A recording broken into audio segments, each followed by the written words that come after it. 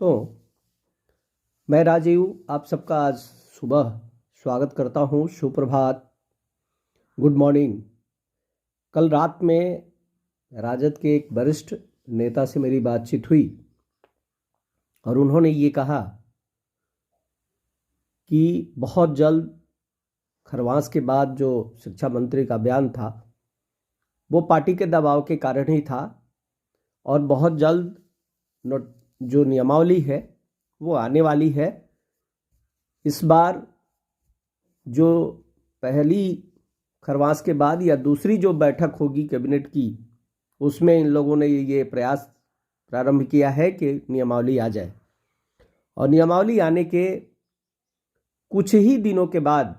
मतलब ज़्यादा से ज़्यादा जो उनका बयान है उसके अनुसार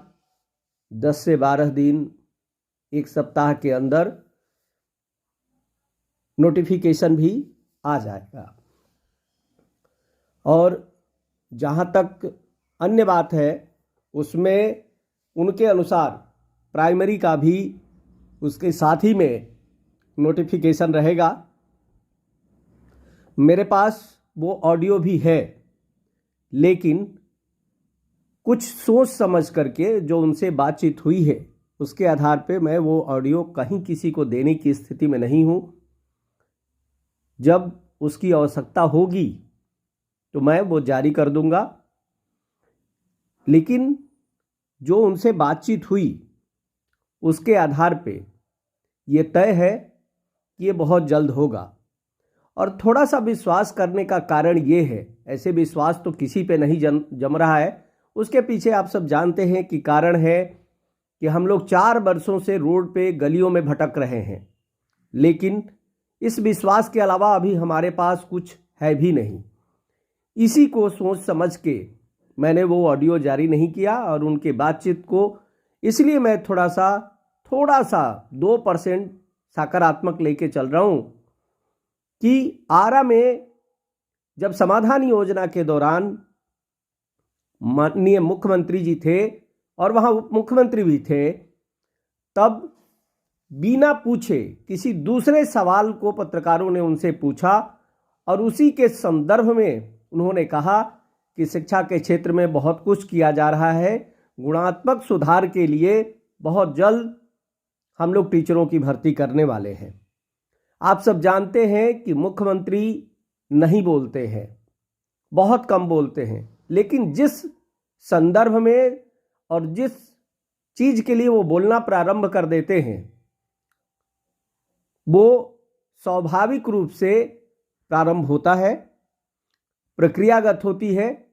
लेकिन आप सब जानते भी हैं कि ये प्रक्रियाएं जो मंत्रिमंडल या कैबिनेट के स्तर पे या सचिवालयीय स्तर पे होती है वो गोपनीयता के आधार पे जारी नहीं की जाती और न किसी को बताया जाता है। नहीं तो वो जो लोग उस काम में संलग्न है वो संवैधानिक रूप से गोपनीयता को भंग करने के लिए उत्तरदायी होंगे और उस पर आवश्यक कार्रवाई भी होती है। कल मैं इसलिए नहीं ये वीडियो डाल पाया क्योंकि रात में करीब 11 बजे के बाद उनसे मेरी बात हुई, तो मैंने सोचा कि आप लोगों में थोड़ा सा जो निराशा है, एक घोर हम सब में निराशा है। अभी भी मैं कल जब रात में उसके बाद संजय जी हैं, संजय ओझा जी आरा से, उनसे मेरी बात हुई, वो भी काफ़ी सीनियर हैं और एक निराशा तो है। तो उन सब बातों को ध्यान में रखते हुए मुझे लगा कि आप लोगों का इतना सारा जो फ़ोन आता रहता है, सर क्या होगा कि नहीं होगा, कोई अपने नंबर्स बताता है, अपनी कैटेगरी बताता है और उसमें पूछता है, तो इसी के लिए मैंने ये सोचा कि आप लोगों को बता दिया जाए। थोड़ा सा हम लोगों को धैर्य रखने के अलावा और कोई हमारे पास उपाय भी नहीं है, लेकिन ये यदि बात आई है और उनके स्तर तक है तो मुझे लगता है कि थोड़ा सा हम लोगों को एक सकारात्मक, धुंधला सा, बहुत दूर एक प्रकाश दिखाई दे रहा है और उसी के प्रकाश के बल पे हमको आगे बढ़ना होगा। सो धन्यवाद आप सबका। और ये ज़्यादा से ज़्यादा आप वीडियो शेयर करेंगे ताकि दोस्तों तक पहुँचे और वो थोड़ा सा धैर्यशील हों। इसी आशा के साथ कल मैंने प्रयास किया था, शाम को अनिल जी से भी बात करने का, लेकिन वो गाड़ी से पटना से घर जा रहे थे, इसलिए थोड़ी सी बातचीत हुई। 22 को कोई वो कार्यक्रम रखे हैं और मैं चाहूँगा कि आप लोग वहाँ पहुँचे, जो लोग सामान्य रूप से पहुँच सकते हैं, और वहाँ कोई संवाददाता सम्मेलन करने का उनका विचार है और उसके हिसाब से वो सरकार को अपना संदेश देना